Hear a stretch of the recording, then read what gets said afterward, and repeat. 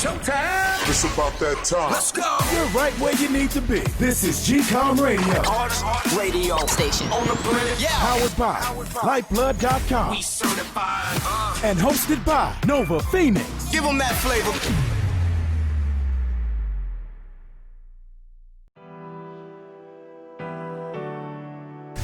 Hey, turn it up. GCOM Radio on iHeartRadio. I've been sick, I've been tired, I've been too busy.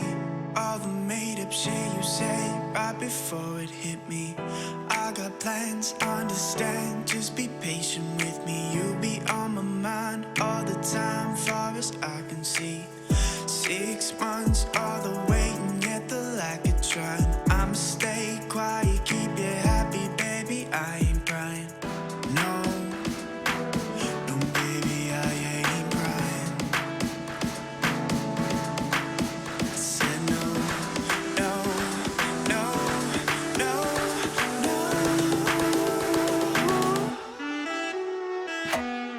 Call it cyclical.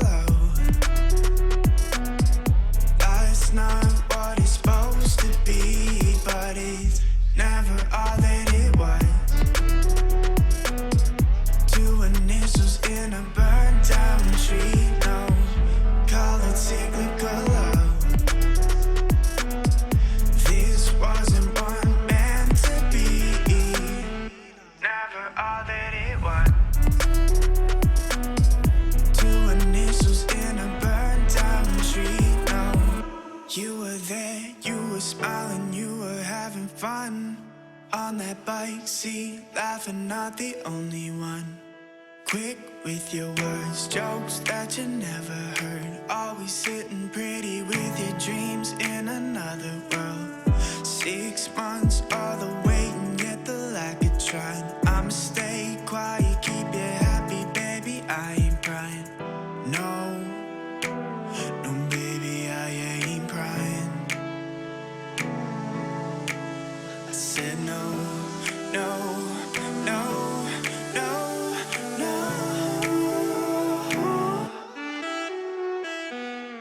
Call it cyclical. That's not what it's supposed to be, but it never all that it was. Two initials in a burned down tree, no. Call it cyclical love. This wasn't one meant to be, never all that it was. Two initials in a burned down tree, no.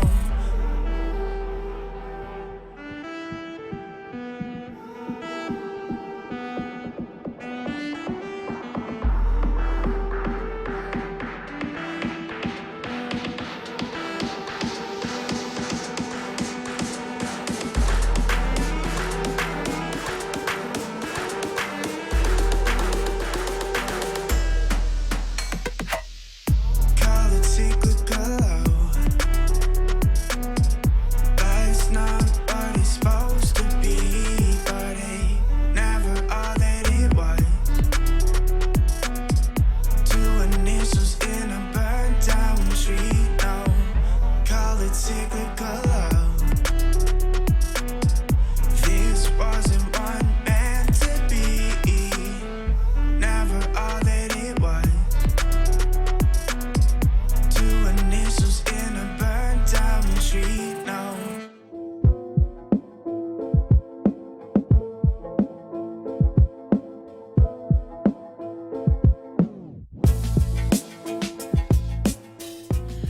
Yeah, man, what is going on with y'all? Yeah, we are back. We are back for another show. I'm your host, Nova Phoenix, on GCOM Radio, on iHeartRadio, and you just listened to Life of Kai, 6 months, man. That's a replay. We had him on the show before, playing their music, and playing them again. I love them joints. I tell you, man, I gotta say, it was going through. I'm like backlog of some artists, man, because I'm probably like haven't played like 20 artists so far that I've got in contact with, and to play their music, and I just haven't gotten to it. I'm like, wow, I've got a serious backlog here. And some music works and some music doesn't, and certain music is like, I don't play. I don't know, man. Going through these social media profiles, I'm like, especially with everything that's going on right now, it's hard to support people that's not supporting the efforts. You know what I mean. A lot of things that's going on right now with the BLM and the protests and all that. And my thing is, your profile is an extension of you. Now, of course, I don't want you to pander. I don't want you to do things that you don't want to do. I want you to be as natural and as organic to your page as possible. That's all you can be. So when I go to somebody's profile, and especially the white ones, I gotta say, man, especially the white ones, I already know when I go to most of the people on the profiles that I'm connected to that's black, of course, they're always supporting effort. And I have seen some profiles with some black folk that don't say a thing about what's happening in the world. So I got a big freaking question mark on them. Like, yo, bro, where are your priorities? So especially with the ones that, of course, with the artists that are white that I do play on the show, of course, I'm going to check your profile, because my thing is silence is acceptance. That's how I take it. And to me, if you have nothing to say about what's going on right now, I say for an artist or an individual that says nothing on their profile and all you see is them posing and showing music and all that stuff, especially with everything that's going on right now, that's like, how should I put it? That's like somebody making cotton candy with the music, the circus music playing in the background, dancing, and then the whole while behind them, a volcano is going off. Armageddon is nearly happening. And if all you could talk about is your music and yourself and your music and yourself and your brand and yourself and yourself and yourself, oh my God, it says so much about your character. It says so much about your character. And if you don't share anything, and it's just, you don't necessarily. Nah, I have to say, yeah, you do. I'm sorry. Yeah, you do. You do have to share something that was going on about you. As I said, your profile is an extension of you. And you have nothing to say, you don't care, and much worse, you probably agree to what's happening. So, yeah, man. So, I had this one artist that I was looking at, and real dope music, man. She had real dope music, and I was going to put her on a list. So I'm like going through, I'm like, damn, I forgot this person. All right, let me put her on. And I went to her profile, and immediately I started writing down what the music I was going to play. And then all of a sudden, I was saying, by the third time I looked at the profile and scanned down, I'm like, whoa, wait a second. You ain't saying nothing. Nah, kid. What? This started jumping off about 6 weeks ago. And I'm like, okay, I'll go back. Okay, nothing was happening in December, January. I'd say in the last May, June, going back to the 1st of May. Man, if you don't have nothing on there talking about what's happening right now, yo, I keep it pushing. I am not promoting nobody that really ain't saying nothing about what's going on right now. To hell with you. And I say, hey, much success. You could be an A-list artist in the next 6 months, and you selling them millions of records. I ain't gonna give you no help. That's for damn sure. Yeah, man. So I do. Shout out to Lyfer Kai. And they got their song 6 months, as I said before, and they certainly show support, and that's what I'm talking about. So big ups to Lyfe of Kai. Feeling them. All right, so what we got going on, man? We got two topics that's going on. You hear those fireworks? Fireworks is still popping off in NYC. Not as much as before. Shout out to I like to say Ebro on Hot 97. He talked about that like last week. I tell you, maybe it was coincidence, but that morning he was talking about it on the show, and he had a young boy talking about, yeah, I'm setting it off, and he was saying, well, don't you think people need to sleep 2 or 3 o'clock in the morning? Ain't nobody. And the young boy was like, ain't nobody saying nothing. Ebro was like, well, of course they're not gonna come out 2 or 3 o'clock in the morning. They're not coming out to say nothing to you. And he was like, yeah, I think you're right. I'm telling you, ever since that conversation, I can only speak for the area that I'm in Queens. I haven't heard it much ever since. And now they do go off, but before that conversation, it was going off like it was 4th of July every night. But when they had that morning conversation, I think the people really started talking to each other, and the fireworks started calming down. So, yeah, that's an interesting little turn of events. So shout out to Ebro if that did have an effect on that. Okay, so what we got going on? 2 quick topics is happening for the show, and just going to get into the latest. Of course, everybody's keeping their eye on what's happening. There you go. There's a big one. All right, so the first thing that I got to say that I seen was this whole Bubba Wallace debacle. Yeah, Bubba Wallace. Bubba Wallace, everybody knows, is a NASCAR driver, right? And there was a supposed noose hung in his garage, in the where he handles his cars. So it was a big thing. NASCAR came out and brought everybody out to walk along Bubba Wallace's car along the roadway, just to show support and solidarity. And they're saying they're against racism. Now, NASCAR has always been traditionally for white folk, for them, as you say, for them country boys. I ain't never seen no black people in no NASCAR. So right now they're trying to do a 180, and I don't know if it had anything to do with the protest, but NASCAR is trying to do a 180 and being more inclusive. Now, of course, you can't do a 180 being inclusive today, and you're just gonna do turn your back on what's something that's been historically for rednecks down in the Midwest and the South. And I'm talking about them racist guys. They ain't trying to hear that. You ain't NASCAR, you trying to do no 180 just to sweep up or clean up the brand and buff up the brand with the more inclusivity. All right. And then all of a sudden you think it's going to be all good. Hell no. So anyway, with Bubba Wallace, they walk with him right next to his car, driving on the roadway. And then it came out later that the FBI did the investigation, and they were saying, oh, well, it really wasn't a noose. It wasn't a noose. Wow. And then they laid it out on Bubba Wallace. See, now I didn't pay attention to the story, because really it's like sometimes I pay attention to certain stories, other times I don't. I'm like, I was hearing things. I didn't even know there was a black driver in NASCAR. And I was like, Bubba, who is this guy? He looks Latino or whatever, but okay. I think his mother is white and his pops is black. Whatever. So they was laying it down on Bubba Wallace when he's on CNN. I was listening to the comments there on Twitter, and they was roasting Bubba Wallace. Oh, everything they was talking about, all they say wasn't no racism. Oh man, here we got Bubba Smollett, meaning in reference to the Jussie Smollett thing where he got jumped by someone. And they was pouring bleach on him and then noose, whatever it was they were doing. Justin, they came out that it was some BS. So anyway, they were trying to make the reference back to that situation. And I'm like, damn, I'm not going to front. I was laughing. I was like, oh, snap, what's going on here? So, he was on CNN. And then come to find out when he was doing an interview on CNN, he was saying, well, I didn't really see the news. And that's what made me even joke even that much more on Bubba Wallace. I was saying, wait a second, you ain't see it. So how did you get into the situation where you're talking with NASCAR and now you're down with it and with Black Lives Matter? I don't understand what's going on. How come you ain't seen it? Because if somebody hung up a noose, you for damn sure I'm gonna let you know I want to see that. So anyway, he said he didn't see it, right? And I'm like, what? He didn't see it.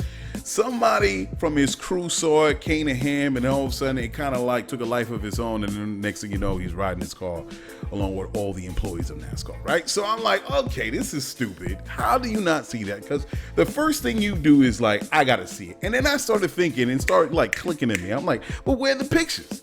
If there was a noose hung up, where are the pictures? Where are the pictures? In this age where we're taking video with our smartphones, somebody is going to share a picture even before this is going on. Now, if they were on a rip and run NASCAR that can do damage control, that have nothing to do with pictures coming out. I'm like, where are the pictures of this damn news? Because you know what? I got to keep it 100. That happened to me. Yes, that happened to me before. Yeah, someone hung a noose. You know the first thing I did? I didn't go out there and get a slice of pizza. I took a picture. He took a picture. I took several pictures, okay, and I brought it to who it needed to be to who it needed to be told to. And I'm like, dude, what? I mean, you're looking suspect right now, bro. Wait, what's going on here? So I'm like joining in. So then a couple of days later, they put out the picture. Now, but let me back up a taste. So the FBI did their investigation, and then he said, "Oh, it was a garage pull, cord. It wasn't really a noose." And it was after doing their investigation, they said that was there in 2019. It wasn't after Bubba got that garage to do his work, right, with his whole team. So they officially did not call it a hate crime. And all the while, I'm like, huh? What? Oh, this is some suspect shit. So anyway, fast forward, the picture comes out, and I'm like, yep, that's a noose. Ain't no one telling me different. That is a noose. There's no mistake in it. That is a noose. So I'm like, okay, all right, hold on a second. So you mean to tell me, and then NASCAR is still standing by it with the FBI saying that it wasn't a hate crime. Now let's hold on a second. So what makes you think? I mean, what is that? What was the noose supposed to be? Was that a part of the furniture or to display in the garage? Was it like a lava lamp, or I don't know, a family picture, or or a grandfather clock? That was just a part of the decor of the garage. Like, who decides to fashion a noose and say, okay, that's cool? Now. This happened in 2019. Well, they're saying, well, that had nothing to do with Bubba because based on the video and pictures, that was there in 2019. Again, who says this is okay to do? To hang a noose and everybody's walking by it and says it's okay. Yeah, sure, we can hang a noose there. It's not a big deal. we do these things all the time, right? It's okay, whatever. So like it had in 2019. I'm like, okay, you're trying to be slick. So then I looked up Bubba and Bubba Wallace, and on Bubba Wallace I see that that he joined NASCAR in 2017. So it's very possible that someone there thought it was a funny ass joke, had the first black man join NASCAR, and then somebody decides, okay, we can just go hang this right here. I don't care. It doesn't have to be direct, okay, in your face. It could be very indirect and casual. And it just so happens now in 2020, when he switches over into that garage, that he bumps into, or his crew members bumps into the noose. Oh my God. Oh my, come on, man. Damn near, yes, it was some casual racism going on when they found out a black man was a part of NASCAR. Please, you ain't telling me different. That's nuts. Anyway, so to move on from there, that's just, that whole thing is crazy. So here we go. We got an Okayplayer going through online on IG. It seems like Okayplayer is having another incident. Remember last show I was talking about that Complex Networks, Tiffany Wines is suing a couple of executives at Complex, and I'll get a little bit into more. Well, there's a thing that's going on with Okayplayer where Abiola Okey, CEO and publisher of Okayplayer and OK Africa, and it turns out that a lot of women are saying that there was some effery going on with this guy. And then you have Black Thought, and he put it up, threw up a post, and you had Questlove threw up a post and saying they're gonna get right down to it, and there's a number of different things gonna get to change how things are working at Okayplayer. And then last thing I saw was Jadenia. He threw something up saying, I'm not gonna sell any more of my merchandise over on Okayplayer, and he's gonna send all his proceeds to the women in question that had some issues. Now I don't know what's going on, brothers. I don't know what's going on over there, especially in these times. What the hell is going on? How come nobody has a thumb on this? Where we have this guy Abiola okay, I think it's okay, is like doing all this to these women, and I'm like, come on now, what's the deal? And let's not try to condemn Okayplayer and the roots that are attached to it. They could have probably been someplace else and letting this guy run the show and had no idea. So hopefully they could come to a conclusion where these women will get justice and this dude get the fuck out of here. Abiola okay, man, come on, bro. What's next is going on? Unfortunately, St. Louis rapper Huey P the rapper from 2006 song Pop, Lock, and Drop It. He died from a gunshot wound in a gun battle. It's just unfortunate. So unfortunate. It's sad. Why this, and I heard he was going to put out some new music, and why this brother had to end up in this situation for him to lose his life. Rest in peace to Huey P and to his family and close friends. I would love to know what happened or why, how that ended up like that, man. It's sometimes you come out the hood, but the hood don't come out of you, or you make bad decisions, and then all of a sudden, these things happen. It's funny. They lighten it up they lighten it up tonight, man. It was quiet before, now they lighten it up. We're getting close to July 4th. What's the next thing? Minneapolis folks. So what happened in Minneapolis with this pedophilia thing, man, and how I feel that it further justifies the need to defund the police. So now in Minneapolis, you had folks that were constantly calling the police department let's back it up a bit. Excuse me, I'm jumping the gun. The Minneapolis folks, two young girls, I think they were 13, 14, 15, something like that, went missing. And they were calling the police department to say they to do what they have to, asking for help, find these girls. The parents were worried, friends and family were worried. The police department didn't do anything. A couple days later, the community got together and they took care of business. So they were speaking on the streets, talking with each other, see what's going on. It turns out that there's one particular house that they felt that the girls were in, and they ran up in there and they got them girls. That's what I'm talking about. And not only did they find the girls, they burnt down the house with all that effery that was going down in there. That's what I'm talking about, community policing. That's what I'm talking about. Because now we're in a point where you can't rely on the police department anymore, especially in the hot climate that we're existing in today, right now, where we're talking about defund the police.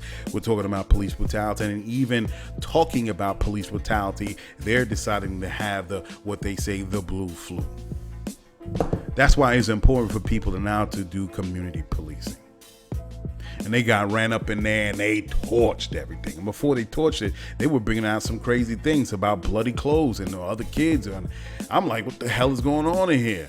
But that's what I'm talking about, community policing. Now, there's only one thing that I had a problem with. Torching the house, you also torch the possible other evidence to some other possible kids that could be, other kids that could be possibly missing.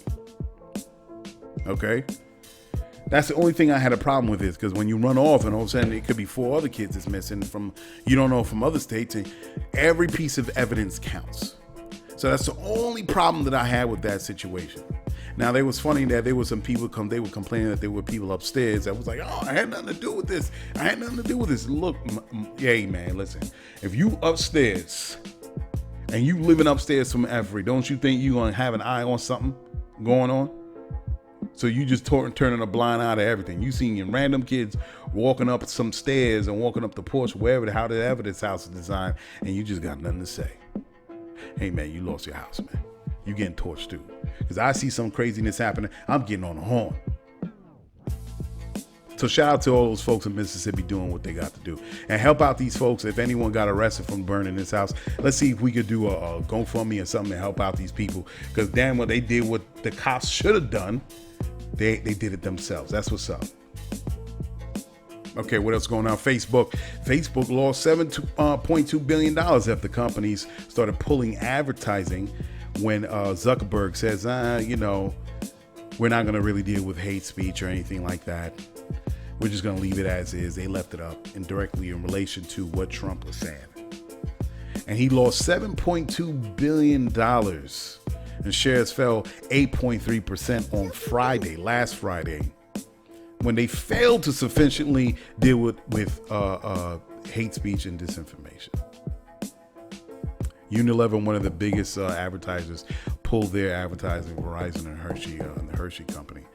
Now, Mark be trying to, I'm telling you, he's like a robot. Mark Zuckerberg, this dude is literally a robot, and he does not, And in ways that I can understand, because you have to be very careful on where you move as a big business, as Facebook is, the big business enterprise that Facebook is.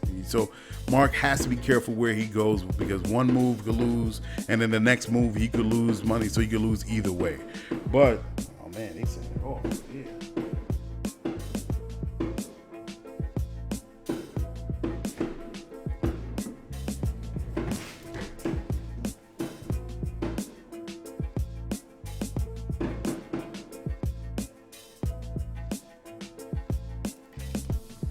Yeah, they're setting it off up here, man. It's right next door. The big splash of color across the sky, man. Yeah, so he doesn't want to lose money on either way, whether he's for or against. But this is what happens when you don't take a stance, and then companies start pulling their advertising. So it is what it is. I know I would go for, listen, Lyfeblood.com is something that's crazy that we don't necessarily agree with, that's not in the best interest of people. It's not in the best interest of society. We will deal with it accordingly.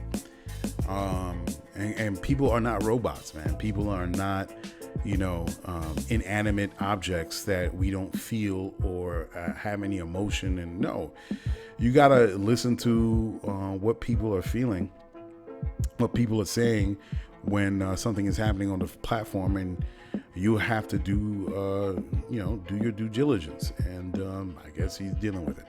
Last thing, an unfortunate thing there in the recent protest that was happening for Breonna Taylor in Louisville at Jefferson Square Park. There's a white dude that shot and killed one gentleman, I think, and shot and wounded another one. This is unfortunate, folks. This is really unfortunate. And I said it before on the show, you got to be sharp. When you're doing your protests out there, you got to be sharp, because it's not a game. So ain't no time for dancing. Ain't no time for putting flowers in guys' lapels and their breast pockets. No time for doing the huggy photo ops with the police. Nothing like that. There are going to be some people that are going to disagree with you. And yes, it's illogical. Yes, it's insane. Yes, it's demonic. Yes, it's all these things. But you have to be aware that there are people that are going to be against what you are fighting for, and you have to move in unison and move your head on put your head on a swivel.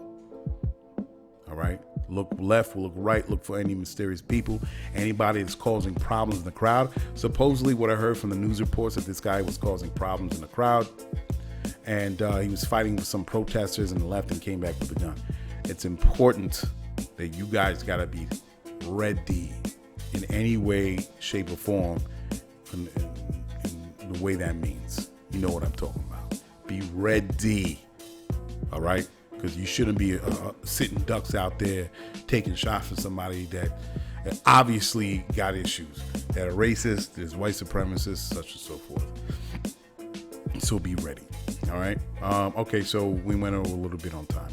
So we're gonna go on with one of the first songs that we're gonna play. Is Troop Brand with Feels Right. It's Troop Brand with Feels Right off the Carpe Diem album that was released in 2019. This is a dope joint. Remember, y'all, I don't just play the music, I also play a video that goes along with it. I think there's a video with the song, so go to Lyfeblood.com, GCOM Radio, just put it in YouTube, and stop right here, and then jump to the YouTube channel, and you can see the video of True Brand. It's really dope video. I like the whole thing. And there was another artist by the name of, I'm sorry, Toyne, if I'm getting this wrong, Toyne Houston. First name is Toine, Toyne Houston with Flippant. She's got another hot video. She's got a video out off her album IB that came out recently, and that has a video too. So you're gonna see Toyne play right after Troop Brand with her song Flippant. So check out these two, A-list artists, man, that deserve everything. Troop Brand with Feels Right, and then Toyne Houston with her song Flipping. That's another dope video that was man, excellent.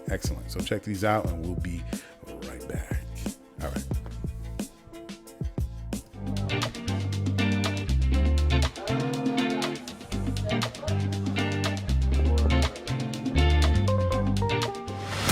know what you're rocking to? Rocking with the best. Only the best. GCOM Radio.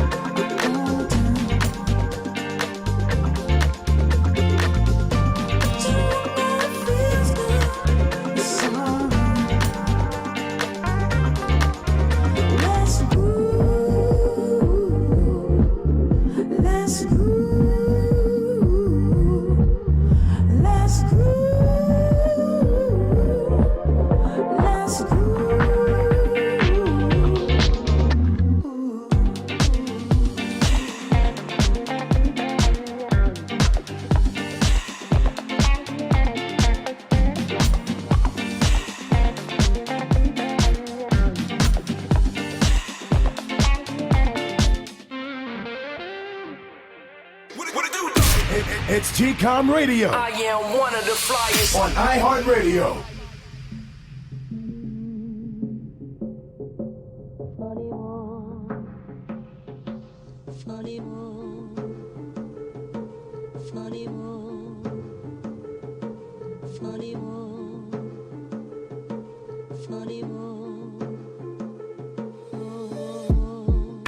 Feels good to be so flippant. A quiet taste. So no wonder I'm so different. Ascended to my dimension. Convention does not apply. I wonder what shall I mention? How wonderful well am I try. No way will I have gone tired sugar coating. The flyness that defines this chocolate covered dopeness. See, it's not a hella young metaphor, coated tongue. Used to give the gab to get out of getting junk. Okay. First because I was a tomboy, then cause I wasn't one. Pushing me up into a corner, bell ring around, say 1, 2, I'm in a cipher for work, and 3, now I'm headed home. 4 years total, passport not taking me up to Switzerland. Yeah, that was crazy, yeah, you can't fade me, hell no, I ain't faded. Look, mom, I done made it a miss. All the crazy, your baby is doing big. Went from poet in the park to blessing African kings. I don't gotta drip like they do. Nope. I don't gotta spit like they do. Nope. I don't give a shit what they do. Get it? Flip it. I don't even gotta get that mad, cause chicks still gonna get that bag. I don't give a get who gets mad. Get it?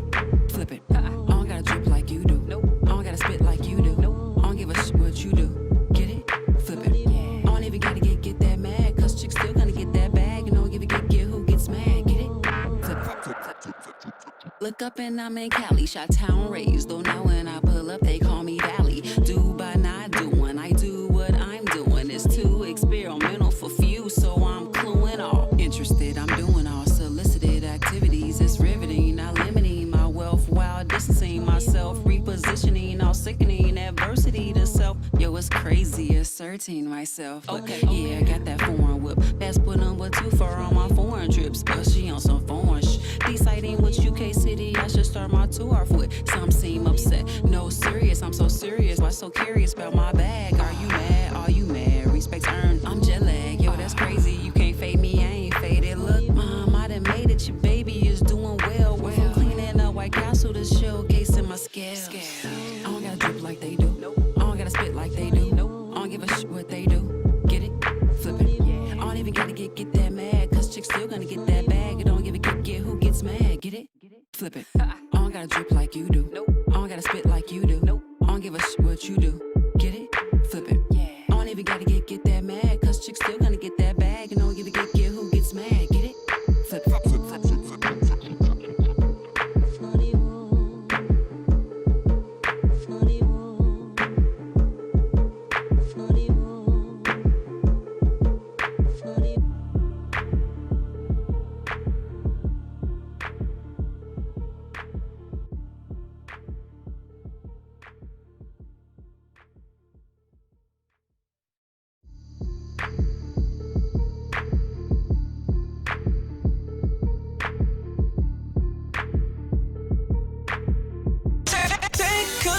This is GCOM Radio, powered by Lyfeblood.com. Come join, be a Lyfer. Practice dollar power and build financial independence. Yeah, man. So we're back. That was True Brand with Feels Right. And right after True Brand was Toy in Houston with Flippin'. Both dope videos. Man, hopefully you went to the YouTube channel and you're listening to it right now on YouTube. And yeah, man, they put the work in. So shout out to these two artists. Lovely. So we're gonna go into before we hit this next segment. We're gonna do the news. I'm sorry, my bad. Not news you need to know. Business of the week. Let's get into it. All right, let's go. Ladies and gentlemen, Bringing you the business of the week and its innovative founders. It's what you've been waiting for. We know a whole bunch of people have busy schedules loaded with professional, family, and other personal responsibilities. And the one thing we need most of is the first thing we sacrifice: sleep. Nothing can beat a nice long sleep to combat fatigue, but there will be times when you'll need that boost before setting up that long slumber. Coffee, it works for me. Where can you get that right blend that matches your lifestyle and feeling? Well, we can start with Real Dope Coffee. Yes, starting as a family business with Michael Lloyd, wife Michelle Lloyd, and Michael's brother Stace Lloyd, they have made something that many will find comforting while on the go in their daily lives. Michael wanted to make something that was unique to the culture, but opening it to everyone in America. By allowing several folks within ear's reach in his circle to be taste testers, he found the right flavor that would appeal to many coffee drinkers. Along with the assorted blends of coffee, Real Dope also provides face and body scrubs from recycled coffee grains.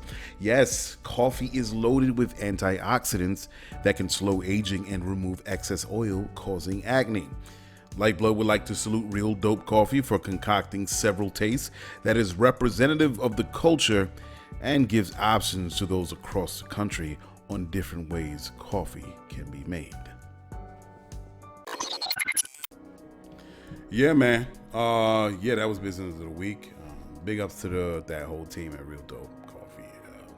Definitely gonna get my back. I gotta get that, the coffee, and this honey. So it would be great to have the honey from the family, the black family that had that out in Jersey, and I can definitely add it. Possibly, I don't know if honey goes well with coffee, but I can try. So, and use Real Dope Coffee to get me woken up. As I go about my day. All right, so what we got going on for this second segment? So there were some things that were happening that probably, bear with me, folks. I'm going to try to explain it as best as I can in dealing with these subjects. So I'm on my IG, and I always reference IG because I'm always on there. Recently, I haven't been going on IG as much. Sometimes you got to take a break. Sometimes I can absorb so much information, especially from what I'm reading with the protests. Sometimes I got to decompress. I'm like, I got to leave it alone. That's for my own mental health. And I haven't really been posting a lot.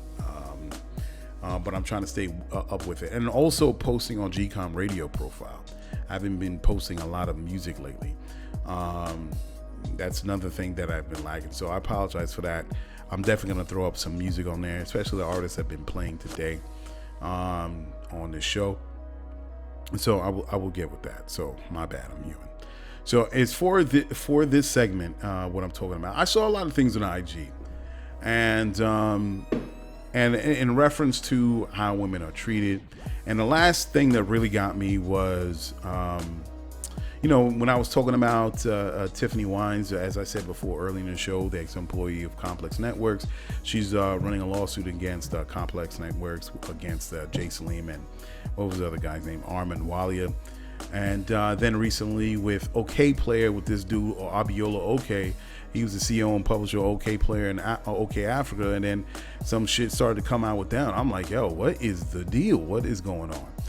And the other thing that struck me that I was looking at IG was there was one post that was made by Jeff's Nation. I remember my Jeff's Nation. That brother had dreads back in the day. Now he's got a pepper gray short Caesar, if you want to call it that. But he posted about something that was happening as far as women is concerned.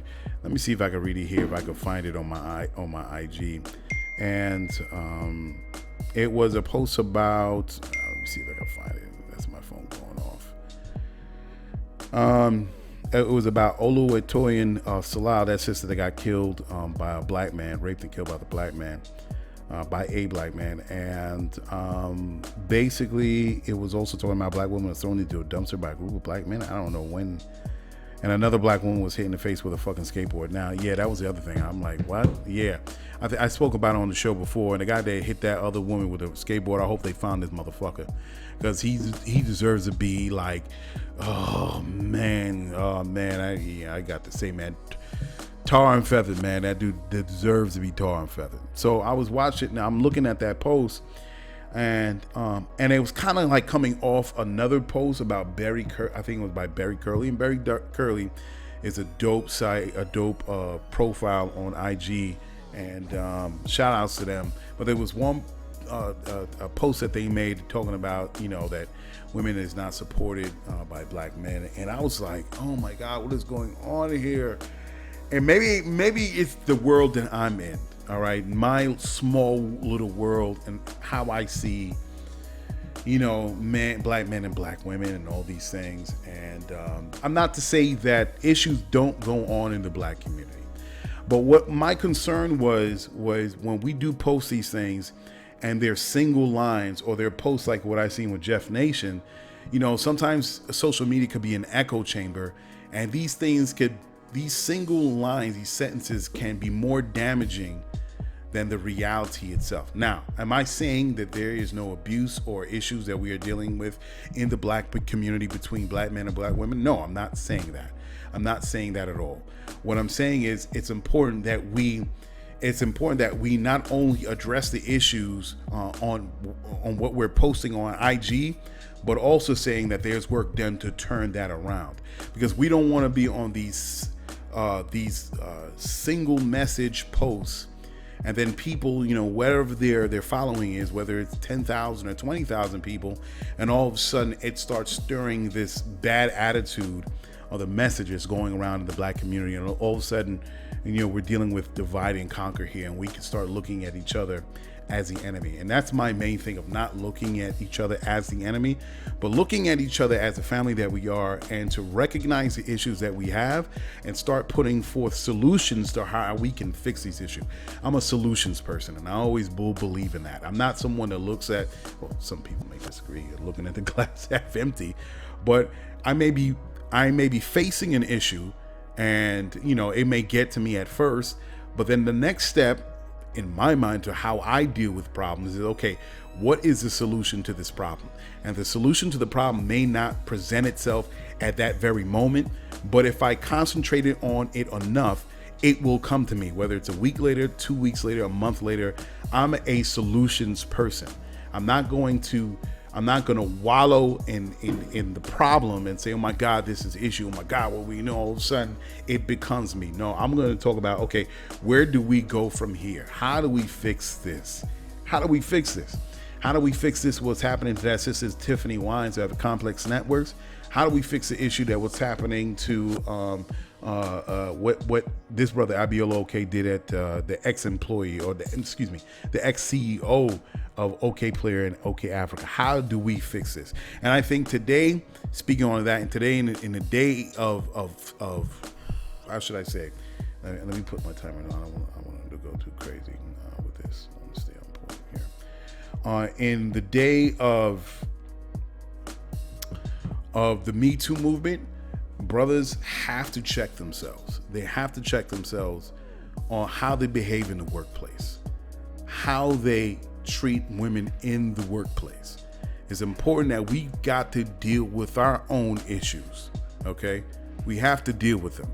And I'm not saying, and I said it and I posted it, and it's and social media, man, so many people take things out of context. And I'll say, okay, what necessarily happened? Because you got to be careful. If it was on some effery, then he should be dealt with accordingly. That's the guy at Okayplayer. If it was something that was innocent flirtations that went the wrong direction, and that those feelings were not reciprocated, and it got out of hand, then my next thing is like, then you got to leave it outside the office, man. If you want to get romantically involved with any women, the best suggestion is leave it outside the company, because it never goes well. It never goes well. It always ends up bad. It starts out beautiful, starts out great. You know, you're seeing each other, and all of a sudden something happens which sours the relationship. Now you have to deal with this person in the office that dislikes you now, and it dislikes you to the point where they want to end you. So that goes for both men and women. It's best that that's left outside. If you're going to get romantically involved, leave it outside. Leave it outside. And as far as in the days of look, the times has changed, man. Me Too's here, and women demand respect. Something has been happening for a long time, that women have been disrespected, women have been undervalued. Now with the Me Too movement, we have to come to terms with our own issues and do some self-reflection and really say, okay, what world do we want for even our daughters and our sisters? All right, we're not living in some, we're not born, from an asexual union of two people. We're man and woman. We have sisters, we have aunts, we have daughters, we have nieces. Like, we want them to grow up in a world where they have those safe spaces and they don't have to worry about being accosted or being disrespected, because we know what we would do as men. If we found out one of our family members is being disrespected, we're gonna meet it head on if they're asking us to support them. So, but I think what's also important, and it also made me think about the relationships that we do have in the Black community. And I understand it from a historical point of view, that's unique experience to Black men, how you can have abuse happening in a relationship. I understand it. I get it. I do not condone it, but I understand the root cause of why there could be abuse and how Black women can be undervalued in the home. And especially when it comes to us dealing with systemic racism. It hits us hard, man, when dealing with systemic racism, feeling inadequate, dealing with job instability, being emasculated in a world that continues to want to see us in subservient positions. So when you go out there in that world and you see everything that's coming at us, and it's like, it's a battleground. It's a battleground where you're coming home with chinks, and you're coming home with scars and fresh wounds. And then now you have to come home and you have to deal with your wife or your girlfriend where there could be conflict in the home within there. So now you're outside dealing with being emasculated and dealing with systemic racism as a Black man, and Black women are going through it themselves. And then we're coming home and having to deal with the conflicts in the home. It is stressful. It breaks you down mentally. Again, it is emasculating now when you come home. Now, your woman you're dealing with, and she's talking about, where you can't be a real man, and that hurts, man. That hurts deep within the chest of any Black man that can't support his family. Okay, and this is where it leads to abuse in the home. And also to compound those issues that we're dealing with right now, you also have to deal with the personal experiences of that individual, of that man. Maybe he had an abusive relationship with his father. Maybe he was abused.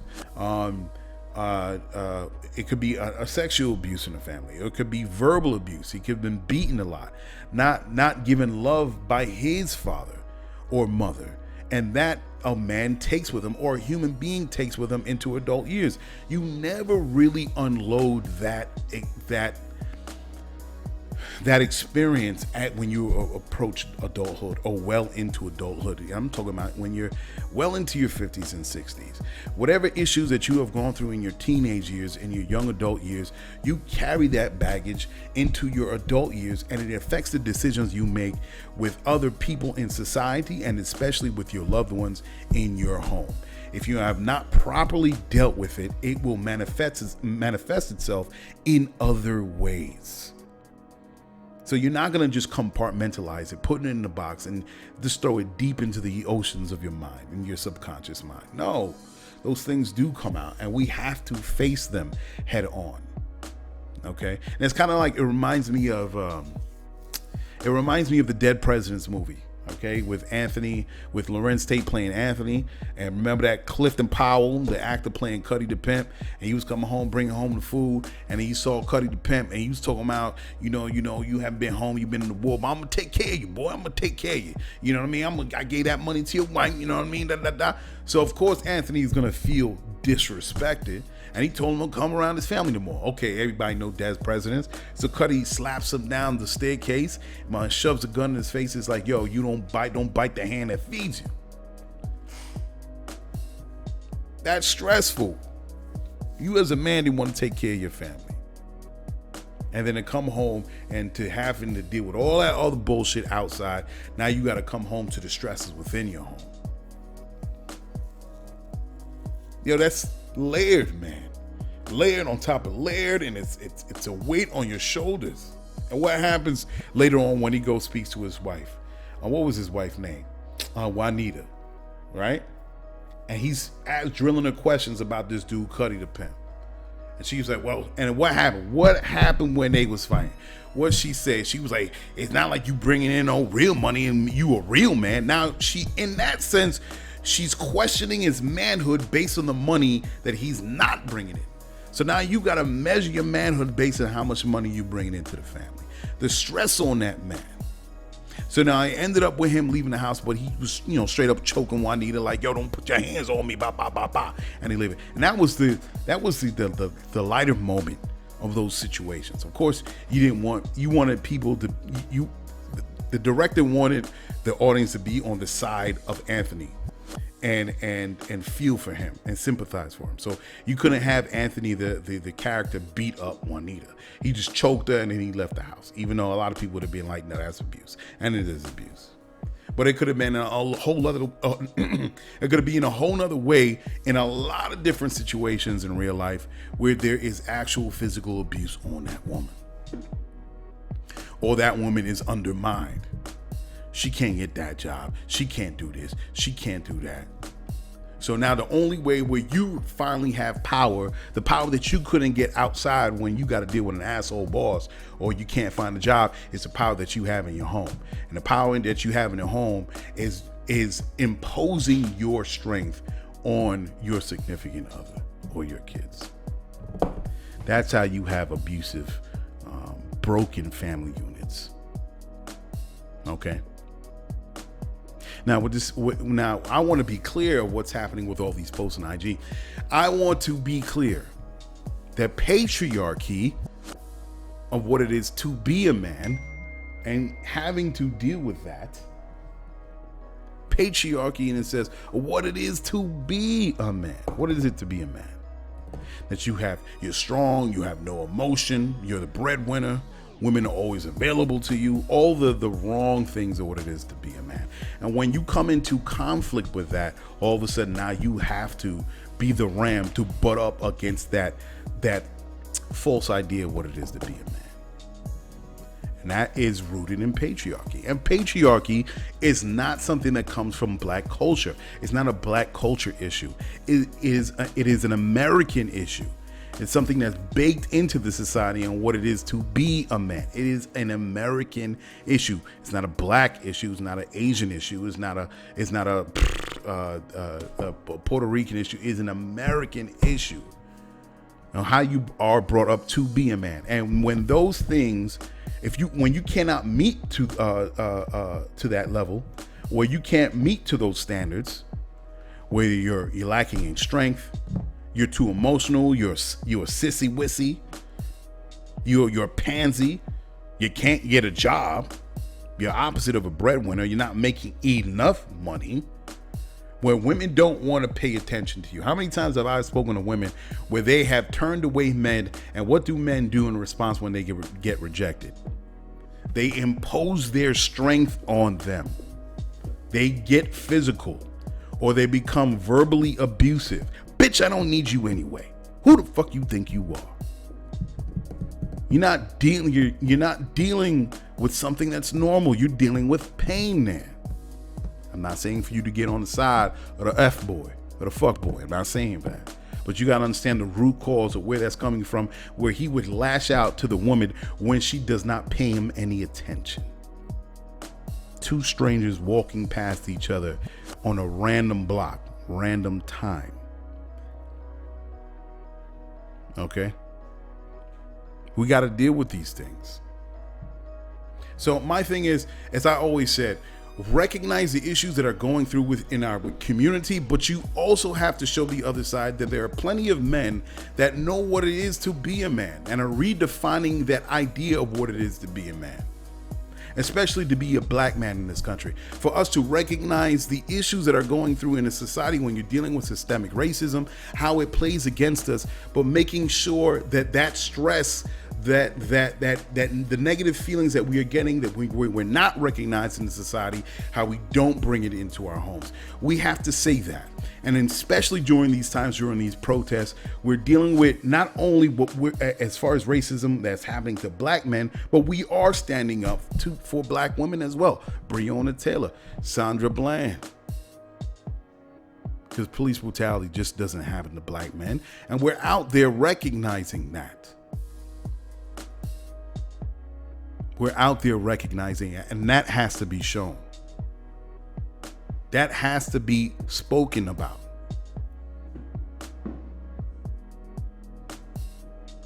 So when you send out those one-liners on social media, and all of a sudden you have 2,000 people responding to it, yeah, you know what, that's true, that's right. That's dropping this negative seed, the seed of negativity in people's minds. That only reinforces how they've been feeling already. Now you're just not giving them light. You're not giving them the other side. All you're doing is strengthening their own negative understanding and belief of the man next to them. Of the man next to them sitting on a train, at work, at home. There are good men out there, and it needs to be shown. The conversations must be had. Because it is a tactic of divide and conquer. You know how else this plays a part? It plays a part as far as business is concerned. Well, they're talking about that minorities, quote unquote, I hate that term when it comes to talking about African Americans. Minorities are being underrepresented in getting money when it comes to loans and to grants and all those things. So you know what these companies do, and these organizations and these institutions too, they'll say, you know what, we recognize that the black that minorities are underrepresented. We're going to give money. We're going to set up this fund of $150 million, and we're going to give it to minorities and to women, minority women. And I've always found that funny, because I'm like, wait a second. And especially in the venture capital world, 1% of that money goes to African-American owners, entrepreneurs, right? Doesn't that also include black men and black women? It's not like, I always use the apple and barrels reference, where you have the haves that has 20 barrels and has a whole wall full of barrels. All of a sudden you have someone that's representative of a black man, one representative of a black woman. I have half an apple, and that black woman has a quarter of an apple. So we're going to deal with semantics, right? When it comes to systemic oppression, we're going to deal with semantics. because the black woman has a quarter apple. Now you're going to set up funding for minority women in order for them to be equally represented on the entrepreneurial stage. To me, it's just cheap shot. I see it as cheap shots. I see it's semantics. You're splitting hairs here, and you're doing things to undermine black men. Because we're both dealing with poverty. I have half an apple. A black woman got a quarter of an apple. What is the difference? We're both being locked out. What you do is you set up a fund for African American business owners, and you give equal share to black men entrepreneurs and equal share to black women entrepreneurs. Make it fair. You're going to give out 10 grants to black entrepreneurs. 5 should go to men, 5 should go to women. But to set up, to me, these funds that are specific to black women, as if we know, we in the same boat. We're in the same boat. So these specialized funds that only go to minority women, I think it's like, what? We're not stupid. People are not stupid. You set up a fund that's supposed to go to quote unquote minority entrepreneurs. When you walk up in that office and you see mostly men, of course, you take pictures, you shoot video, and it only goes to men. Of course, it's not fair. It's only going to men. Transparency is key. You make sure you have the people in place, mechanisms in place, that you make sure the other half of those grants go to black women. Right? So to me, sometimes good things could be used against us. Bad things could be used against the African American community, but also good things could be used against the African American community, especially in this particular sense, the entrepreneurial community. So we just gotta be. I just want to have a fair representation of the issues that we as a people are dealing with in our communities. The bad things, the good representation, and also the bad representation. We should focus on the issues that we are dealing with in the black community, but then we should also show what we can be, or how we can be better, and be an example to those that are left astray. Be shining examples to those that are not doing the best that they can to be better people. That's how I take it. And it just hit me when I keep on seeing post after post after post. I'm not saying we should hide it. Don't hide it. But you have to give fair light to both sides. The issues in our community, but also the things that they're shining examples of what we can be. Because it can easily run away from itself, and all of a sudden, that's right, black men, they are dogs. They are. It could quickly run away from itself. Okay, so we're gonna get into the next couple of songs here. Okay, what we got going on with this music here? Okay, we got Ricky, Leave Find My Way, off her album First Time Lover.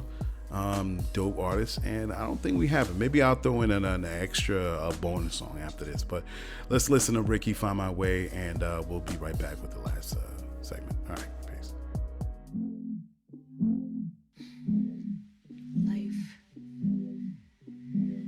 Life can be very tricky, very confusing, very rewarding, very depressing, very happy, very sad.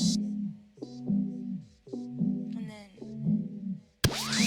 Ooh, a GCOM exclusive.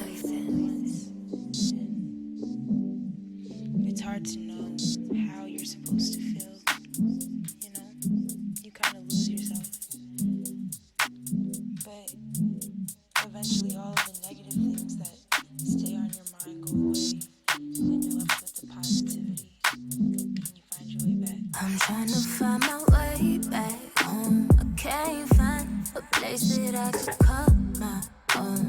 been tried. I feel like I lost my mind, but in time I'll find a way. I'll find my way back. Find a way back, back.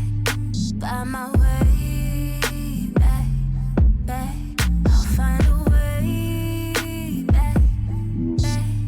Find my way back, back. Oh yeah. What is love? Is it real or just dreams we made up? What is trust? Is it real or just shit you made up? I've been trying to figure it out. What this all about, all about. Can't seem to figure you out. Sick and tired of trying to figure you out. Sick and tired of playing games. Running through my mind, this ain't no maze, babe. Reminiscing, flipping through them pages. Rip them out, throw them in the flames, Why you gotta play? Look, yeah, even looks no way. Why you gotta lie? Ain't got no more tears left to dry, baby. Keep on trying to explain when there's nothing left for you to say. Don't know how much more I could take. I'm trying to find my way back home. I can't find a place that I can call my own. I've been tried, I feel like I lost my mind, but in time I'll find a way. I'll find my way back. I'll find a way back, back. Find my way back, back. I'll find a way back, back. I'll find my way back, back. Oh yeah.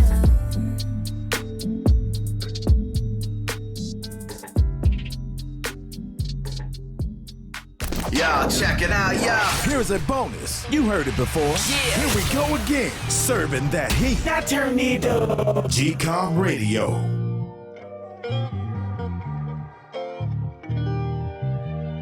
I ain't gonna lie, girl, I can't front. Girl, I'm so proud of you.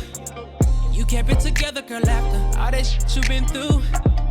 Look at you now. Good job at the graduate school. If nobody noticed the work you put in, shawty, just know that I do. Was unexpected, but it made you better. Girl, ain't no time to cry about what you could have done better. Nobody's perfect, but you never quit. I want you to own that shit. I see you working, now you on your baby, you deserve it now. I got you if you promise you got me. Girl, you worth being honest to. Bring out the best in you. You gotta know you're all I want. Oh no, pull up on you to let you know, baby, you're a blessing. You just gotta know your value. You ain't gotta question, cause I'm gonna always be about it. I know that you're capable and you don't need a man. I'm not trying to take the credit, just let me enhance. Baby, let me add to you. Baby, let me add to you. I just wanna add to you, add to you, add to you. I'm tryna give you game. Baby, don't you miss this message, cause you're tired of pain. You're not an option, girl, I know you think we're all the same. And baby, don't you know that love is something you can't explain. Oh no, talking about going without for you. Pull up and vouch for you. Just hit my phone, right or you wrong, you know I'ma ride for you. Girl, I don't want nothing from you. Just want your love, baby, that'll do. Oh, baby, I got you if you promise you got me. Girl, you worth being honest to. Bring out the best in you. You gotta know you're all I want. You're all I want, baby. Pull up on you to let you know, baby, you're a blessing. You just gotta know your value. You ain't gotta question, cause I'm gonna always be me about it. I know that you're capable and you don't need a man. I'm not trying to take the credit, just let me enhance. Baby, let me add to you. Oh, baby, let me add to you. I just wanna add to you, add to you, add to you, yeah. Cause I don't want nothing from you, just add to you, add to you. Girl, let me add to you now.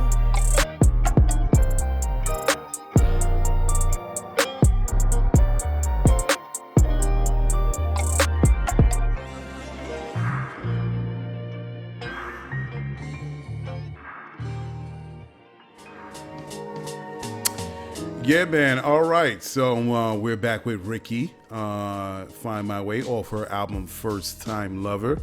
Check it up on iTunes and all the other platforms where you can listen to some music or download it or stream, whatever you guys do, whatever fits your fancy. And then right after Ricky, we just playing a joint that we played before on the show with Vito the singer. I'm going to see about reaching out to that brother. I think he came out with a new album and I just... I probably totally miss it, but we're going to play one of his other joints, Add to You. So shout out to him, Vito the singer. All right, so before we move on with the show, by the way, what is up with all these Karens? I'm like in between takes, right? I'm going through my Twitter to see what's happening. And there's this one Karen in Dallas, Texas, that's having a fit for over, not wearing a mask and people asking to wear it. And she's literally throwing the food that she has in her shopping cart. She's at the line to get it checked out. She starts throwing all her food out of her shopping cart saying, I have to wear a mask. That's bullshit. Yo, throwing out the chicken tray, throwing out the frozen goods. Yo, what is going on with other? And then there's the other situation with a Ken. I don't know what you call a male version of a Karen. I'm gonna call them Kens. This other Ken, this dude was somewhere, and it was a Spanish dude behind him. He did not want to let the Spanish dude into the garage of the residence, right? Because with some of these residential buildings, they have garages at the bottom. He was throwing a fit. Like, no, you're a criminal. I'm not letting you in. I'm like, what is going on? And then there was I guess a witness. It was another white cat. He was trying to stop the first dude. And then you see in the video, the guy that was having a tantrum, Ken pushed down the dude that was trying to intervene. And I was like, what is going on here? It's like these folks are having temper tantrums right on camera. They just to me, it's not even comfortability. This is not even like the Trump era where they just letting out their racism. Like, they're just breathing. It's almost like they feel it. One, because of Trump is making it comfortable for them. Just a little bit comfortability, right? But then some of these reactions, it's like almost, it's kiddish. They're like toddlers. Like the world is changing. The country is not going for it anymore. People across the country are protesting, fighting against police brutality and white supremacy and all the injustices that are happening. The world is agreeing. And these people that hold on to these old ways, they're literally having temper tantrums on the smallest things. There was one of this other Karen, the dude was, I know people know about this. The Karen was, she stopped by, she was walking with her husband, and a guy was an Asian dude holding the camera. He was painting Black Lives Matter on his stoop or something, his house. It was like a little curb in front of his brownstone. And she's like, I don't think you could do that. Nope, you can't do that. It was like, it was polite racism, as they call it. And it was like, what's the problem? And he didn't say it was his house. And because she actually said, I know the owner of this house. And he's like, you do? You know the owner of this house? She said, yes, I know the owner. And you cannot do this. And I was like, what? So what happened to that situation? The husband, and not just the Karen, but the husband end up losing his job. I'm like, God damn. He was wilding. He was like, damn, you can't shut the fuck up. He ended up losing his job, and then she owned a business. I forgot what business it was. She lost her client. So they both effed. They both fucked. So I'm like, what is going on with these Karens and Kens? They are just throwing these tantrums because the world is changing and they're losing their power. They're losing that part of their privilege. And when people are doing something that they don't agree with, it fights them internally and it bubbles up and comes out. I mean, the Karens are literally blurting out their racism on camera, that they're recording themselves saying some crazy race. They can't hold it in. Nah, they gotta let it out, baby. And you know what's cool? I'm cool with that. I'm glad you're letting us know. But you can't be that stupid to record yourself saying some crazy and not expect any blowback. Yes, this is a freedom of speech. You can say what you want in this country, yes, but you also have to be aware of the consequences. You gotta be aware of these consequences. I don't understand. Why are you taping yourself saying some crazy business? It's like a man saying, you know what, I like a woman barefoot and pregnant. That's all I wanted to be. They shouldn't even be in the office making no money. No woman should be making more money than me. That's like what I just spoke about in the last segment. I'm like, you can't, bruh, what? All right, you got every right to say what you're going to say. But best be sure that the consequences is coming after that. And they catching it. Oh, my God. The joy I feel. Anyway, let's go into the news you need to know. And we'll be back with the last segment. All right. Ladies and gentlemen, around the world and right in your neighborhood, it's the news you need to know. Why defunding police may be inevitable. Residents of Dewey Township, a small community populated by 300, face an interesting problem. Dewey Beach Police Department has acquired over 20,000 pieces of military equipment, including 2 Humvees, a diesel troop carrier, a Unimog with loader and backhoe, 2 5-ton dump trucks, assorted military rifles, and more. Even though most calls are for loitering and 1 homicide that took place in 2012, they have received tons of military equipment given away for free from the federal government. In September, the town forced the police to sell off the equipment. It amounted to $185,982. Dewey is reflective of PDs across the United States. According to FBI statistics, violent crime has fallen by half since 1993, while police budgets have grown immensely to a cool $115 billion between 1993 and 2017. Research from the Brennan Center for Justice at New York's University School of Law shows a surge in officers in the 1990s paid by federal grants, yet there was little to no effect on crime during that time period. Some people predicted Armageddon after major layoffs during the Great Recession of 2008, with 15,000 cops losing their positions. Nothing happened. Life continued. Activists are asking for more community-led programs involving unarmed specialists dealing with mental health and substance abuse, and private security companies. Even if activists don't get what they want from police department budget cuts, COVID has already put a damper on budgets, taking a loss of $615 billion over the next 3 years. Local and municipal governments gas out because they rely mostly on state government funding. It doesn't help Trump refusing to help finance struggling municipalities, so it only forces the local government to make the needed cuts happen. Microsoft closing all of its stores. Microsoft plans to close all of its retail stores in America and globally, except for 4 that will be rethought of as experience centers. The plan was set for next year, but COVID-19 has accelerated that timeline.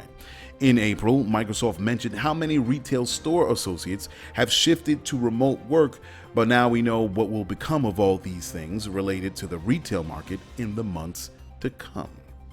And that is the news you need to know. Yo, I tell you, they can't help themselves. They see it happen, they're like, I have to be racist. I'm gonna let you. Yo, it's crazy. Oh my God, man. Yo, it's unreal, man. It's unreal, these Karens. So all right, so what we got here for the last segment is something that's been happening. I read this article.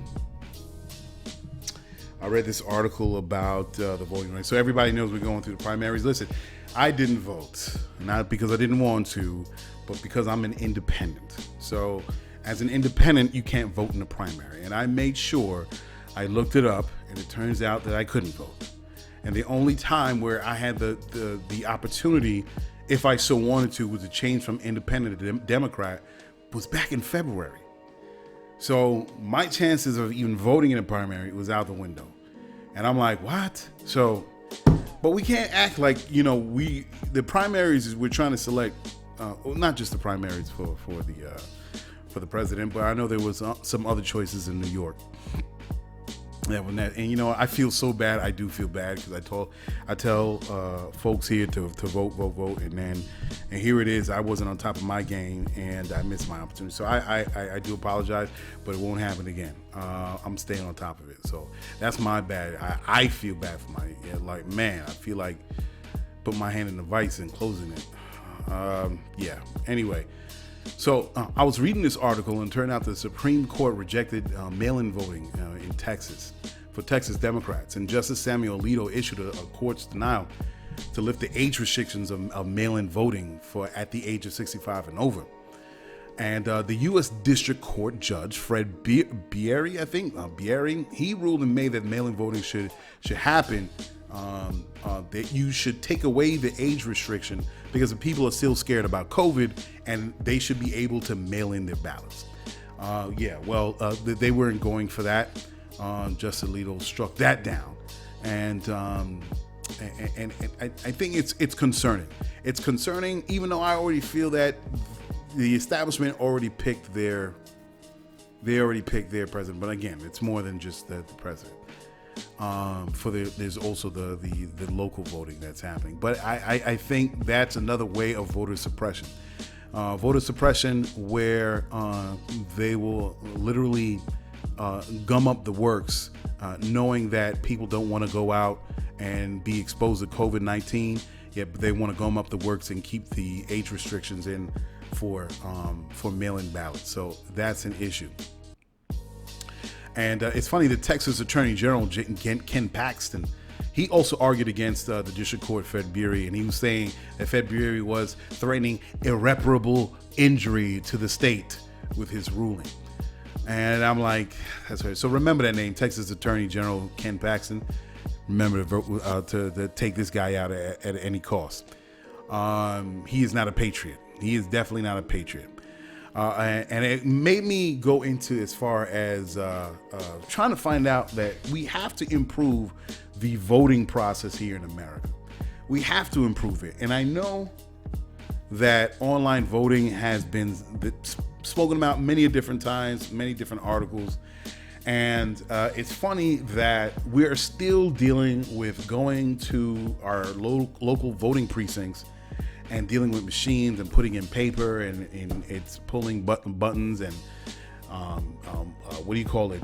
punching out the chads on the voting sheet. I'm like, this is archaic business. And I asked around, I'm like, why are we not considering online voting? And unfortunately, online voting has a lot of problems.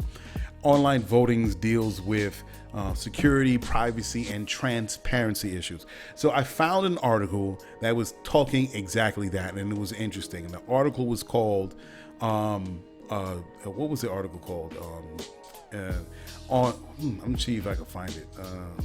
He said, well, online banking is safe, but yet voting is not. Let me see if I got this right. Let's see if I can find it. Bear with me, folks. Let's see. The article was called, "If I Can Shop and Bank Online, Why Can't I Vote Online as Well?" So they gave a couple of issues that was a problem with voting, and they said a common pattern starts with theft of credentials when it comes to, and look, and this is the thing, the banks lose billions of dollars in fraudulent online banking, all right? but they're taking it on the chin, because if they try to pass it off, and they do in a lot of different ways by the banking fees that they kind of hide in your online banking experience, but they won't go and approach you one-on-one and say, listen, I'm gonna have to take that from you because we're getting hit with this online fraud stuff. No, they take it on the chin, because they know if they do that, then a lot of people start losing faith in online banking and shopping online. That's why banks take it on the chin. They want to keep you doing that because it's easy. Yeah, come on. There's right now what online shopping is overtaking the brick and mortar stores. We're not turning back from there. But the issues as far as online voting is different from shopping on online banking, is because, of course, it's what I said before: security, privacy, and transparency. Like with shopping online or online banking, you have names, account numbers, credit card numbers, passwords, all these other things. There's tons of theft that can happen, all right? Just with, say, shopping online. So you have phishing scams, you have malware installed. There's tons of different ways where they can steal your identity. And they don't want that to happen with voting online. And it's very possible. The other thing that they're worried about is they can deploy bots. And of course you have these hackers that create bots, and then thousands and hundreds of thousands of votes can be affected on computers, and votes can be modified invisibly. Nobody knows this happened. Say you vote for Biden and you have 100,000 votes going to Biden, and then a couple of keys get hit, and all of a sudden those 100,000 votes are going to that guy, the man with no name. So I understand that. They said in e-commerce world, and there are problems that relies in, making sure that you are who you are. There's receipts, there's double entry booking, there's financial audit records that could be done on both sides to make sure that the transaction is real. In online election world, there are no receipts, and there's no double entry booking, and there's no meaningful audit trail system to make sure the person who voted is the person who voted. You have a right to be anonymous in your voting. You don't have to tell anybody who you voted for. That's your right. But if they do any checks, you can't really do that, and you can't really uncover information in regards to who someone voted for. The other issue is e-commerce. Both sides know the identity of the individual, as I say, making the purchase, but of course it's not allowed. Double voting, the issues with double voting, of course, you vote twice. That's another issue with online voting. And lastly, they say it's a powerful partisan incentive to block or change other people's votes, as I said before. And that can be easily tampered with. And I was like, okay, damn, man, that's kind of took the air out of my sails there. I'm like, I guess online voting is not the thing. But I'm like, no, there's got to be a way to figure out how we can vote from the comforts of our own home.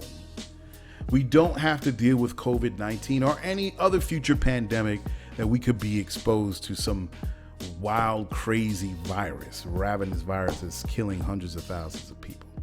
So how can we do this? So I looked up and I found that blockchain technology, and matter of fact, there are a lot of countries that did it. It's just not the United States, all right? So there are countries, let me see if I can bring it up, that did it before and decided against it. Australia did it. They made it available, but I think they stopped it. And you have Belgium, Brazil, you had Canada's, they had several reviews, but ultimately they went against it. You had Estonia, they do it in a little bit. Finland, France, Germany, India, man. Germany trialed it in 2005, and the court decided it was unconstitutional in 2009. France 2017 review concluded against introducing internet voting. Then you had Ireland, they scrapped it in 2010. India, I don't know what happened. They do it in some ways. Italy, Kazakhstan, Lithuania, Namibia, Netherlands, Norway, Philippines, Romania, South Korea, Spain, Switzerland, United Arab Emirates, and United Kingdom, and of course United States and Venezuela. So, but most of those countries that I mentioned, they tried and they scrapped it. They talked about it, and I was like, hell no, we're not gonna do it. Because of those very things that I said, that the voting process is exposed to a lot of corruption. They're exposed to a lot of hackers that can sway votes and change votes and double votes and all these things. It's terrible, freaking terrible. So here comes blockchain. So blockchain technology, everybody knows blockchain. So everybody knows what blockchain technology is. It was made, I think they said it was created by two guys in 1991, but it slowly rose in prominence and the knowledge of it in 2009. And around 2009, it had its first real world application, and that was, of course, through cryptocurrency. Cryptocurrency of its Bitcoin and Ethereum and all these other, I think it was Redcoin or something like that. Basically, online money. And we already have online money. That's the dollars we use now. People rarely, especially the new generation, use cash money. We do everything through credit card. We do everything through debit card. Cryptocurrency was just to say it's the wave of the future where we're just going to use digital money, and we're doing it anyway. And I haven't really used cryptocurrency because I'm like, let's wait to see if cryptocurrency can be used for a stick of gum or candy or buying a car. Right now, cryptocurrency is just an online gambling resort. I'm sorry. So you buy cryptocurrency, you buy Bitcoin, and you got to wait for it to depreciate, and then it depreciates according to the market and what's going on out there. I was like, it's not really practical. It's not being used. I want to buy a TV with Bitcoin. I can't do that. So until then, cryptocurrency, as I said, is online gambling. That's all it is. And they're talking about it's like the wave of the future. It's still being now. Granted, it is the wave of the future, but the system is trying to figure out how they can control it. The banking industry, they're trying to figure out how to control. They love the technology, but it's unregulated, supposedly, as they say. And let me tell you, when the banking industry says it's unregulated, they're just trying to figure out how they can make it work into their favor. That's all they're trying to do. But they like the technology so much that they've actually studied the technology blockchain, designed it, and incorporated into their own financial system so they can reduce fraud. So it's not like they have a problem or they're like thinking of it as like, no, we're not going to, like a bunch of 90-year-old men that, goddamn whippersnapper, we don't need no cryptocurrency. No, they're not thinking like that. They're like, how do we control it?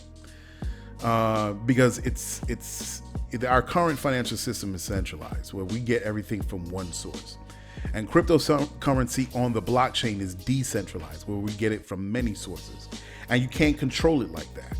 And our current financial system is like, well, I don't know. But they'll take the technology and they'll use it within the centralized framework.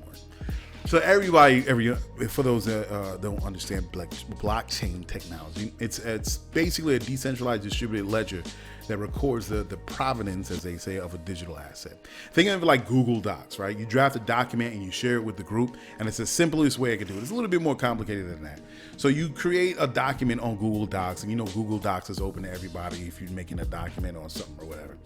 So you put it out there to the group, you distribute it to the group, and it's not copied or transferred. So the group now has access to this information. So they make their adjustments. Oh, okay, that's cool. Blah, blah, blah, blah.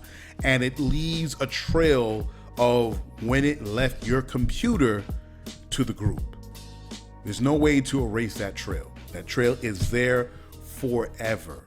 And everyone from that node or from that computer can add, edit, or do whatever is necessary as it makes its way its destination, whatever it needs to go. As I said, it's a little bit more complicated than that, but if you want to get a good idea of blockchain and chain technology, that's as simple as it gets. If you want to know about blockchain, why I can't say blockchain, my mouth is so dry. Blockchain technology, go to YouTube, just Google blockchain, it'll let you know. But I think it's the wave of the future. I think it's a necessary thing for us to get into a decentralized sense of where we can get money, how we can transfer it from one place to the other, how we also can reduce fraud and all these other things. The continuous issues that we have with our centralized financial system right now. So there are two guys, it's funny, with this blockchain technology, that sounds a whole lot better. With this blockchain technology, we can also transfer it over into the voting process. So there are actually two companies out there right now that's doing that. There's two gentlemen by the name of Jeremy Clark and Alexander Essex, computer scientists out of Ontario, that came out with a blockchain technology voting system called CommitCoin. You can look into that. And there are two, they created CommitCoin, but there are two other companies. Sorry, I'm mixing it up. They were creating this system on voting. And then there are actually two companies right now. It's Follow My Vote, a Virginia-based company by Adam Ernest, and there's BitCongress, and it uses the blockchain technology with a token-based system to control voting. And the token is literally called Vote. Now, there's a white paper that's out right now of the gentleman that created BitCongress to explain how it can work. Now, it goes through various, and it's detailed, so you got to take your time with it. It's not that long. It's like 10 pages long. So it goes into detailed methods on how to fix the issues of online voting with timestamp, proof of tally, dealing with candidates, elections and amendments, voting and counting methods in the axionomy. That's the particular word that when you read this time, when you go to BitCongress white papers, they'll explain axionomy. Smart contract, which is just a programmable contract held in the blockchain cloud. So there's a lot of pretty much some of the same infrastructure that's set up within blockchain, so you can transfer bitcoins or cryptocurrencies. They're using the same concepts and they're using it towards voting. And as I said, they have timestamp, proof tally, all these other things where it's a foolproof system based on the block technology tools that we can foolproof the voting process. Now, it's funny how we're not talking about this. Now, as I said, when you invent something and you invent it too well, it works too well, then you're like, we got to kind of like dial back or change the parameters on the thing because it's working too goddamn well. So, do we have this an issue with the current voting process that we have online in a centralized fashion? Yeah, there's so many ways where you can invite corruption and hacking and all that. But with this blockchain technology, on the way it was explained in the white paper, and I'm also going to check BitCongress, I'm going to see if I could reach out to this gentleman from either these two companies, followmyvote.com or BitCongress, see if I could get them on a horn and talk to them more at length how we can, because I feel like, why are people going outside and still doing the same thing? The technology exists with blockchain technology, and they have figured out a way where they can keep fraud and corruption and people stealing with cryptocurrency. Why don't we use the same concept that they use for cryptocurrency and put it towards our voting process? Now, I'm all for it because it makes it easier. You can keep your anonymity, and the way it's explained in the white paper. And you can actually track, and it's never disappearing. You can vote 25 lifetimes, and that blockchain technology that's holding this information on who you voted for is and anonymously, it's still there. So I don't know why this is not considered in Congress. Of course, as I said, it works too well, because if you have this on the local and federal level, these two companies are working with the voting process, then they can't do any effery on it. So I suggest you guys check out followmyvote.com, go to BitCongress, download that white paper, read it a couple times so you can get this information in your head, and check out those sites and see how we can go to our local government and try to implement this, because it should be easy. We should be able to vote from our office, from our job, from going shopping. Oh my God, I forgot. You could pull out your phone and you should be able to vote for your local congressperson, representative, district court judge, whoever, and say, boom, yeah, you know what? I'm going for that person. Up to the president, for Christ's sakes. You should be able to vote right from the comfort of wherever you are at. So I don't know, man. I think it's something to look into. And I'm like, wait a second, how come I didn't think about this before blockchain technology? I should have thought about that. So yeah, man. So that would be great to do, man. Check that out, man. This seems interesting. All right, so I'm gonna get out of here. Thank you for listening to me on the show. Hopefully, I've been clear. I was listening to one of my bits. I think I did a minute bit last week for online, and I heard myself and I was like, damn, I forgot to cut that part out because I didn't make sense. And sometimes I feel that I don't always make sense. And usually when I don't make sense is when I don't do my notes. When I'm rushing and I'm trying to throw something together. Sometimes at work and I'm on key and I'm going, but the other times I'm like, I just trip up and foul up my train of thought and it gets messed up. So, so I appreciate you guys listening. Please go to Lyfeblood.com. Sign up, be a lifer. Share that dollar with the member of your choice, a member that you really feel passionate about. Hopefully people can share with you. Check out the American Economic Freedom Project. And also, we're also working on that security company. I'm working on that. It's a slow process. And I see what is happening out there in those streets as far as that white supremacist, as far as that white supremacist dude that shot up the protest for Breonna Taylor. And shout out to Breonna Taylor. I did call the DA. I did call the senators. I did make my calls for Breonna Taylor. The other, they got one officer fired, but they still got 2 other officers that need to be fired. So yeah, I'm behind the protest all the way, man, for Breonna Taylor. Justice for Breonna Taylor. So yeah, man. So we got that thing going with the security and the private security company, the public safety company that's going to be community led. I'm working out all the details on it now. As I said, I'm going to fill you guys in because, like I said, with what happened in Minneapolis and the community showed up, man, and they burnt down that pedophile house. That's great. That's beautiful, man. Here, grab that. Here, give it to y'all. That's what's up. But I also it needs to be organized. It needs to be organized, and hopefully what I want to do is have public safety officers. I want to have investigators.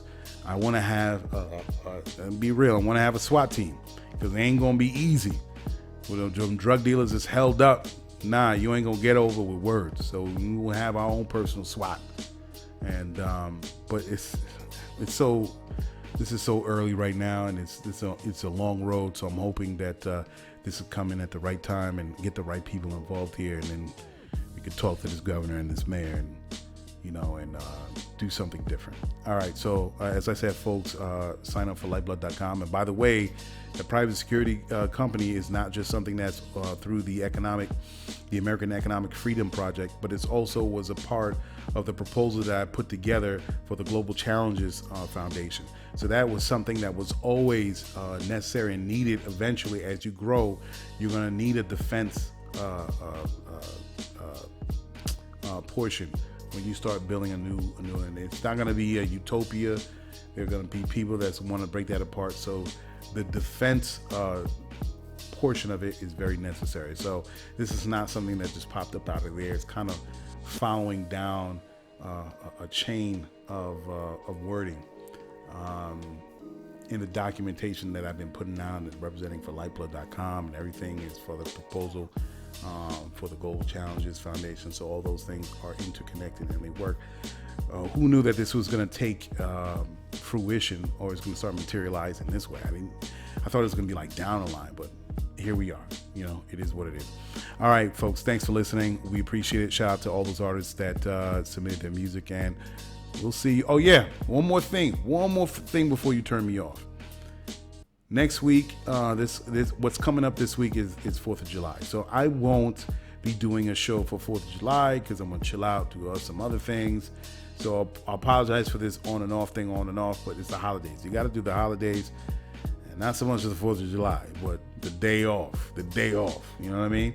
The day off and chilling with in the fam and see what's up. So you won't see me until the following Wednesday, not the Wednesday after the 4th of July weekend, but that following Wednesday. And we'll have a show for you. I could do a short little piece. We'll see what happens that I can record quick and just hold on to it for the show, but we'll see. All right. Well, I'm out of here, folks. All right. Well, I'll see you later. Peace. Check it. You just listened to GCOM Radio, powered by Lyfeblood.com for the global community. We worldwide, baby. See you in the next go round. From right here to your town, we out.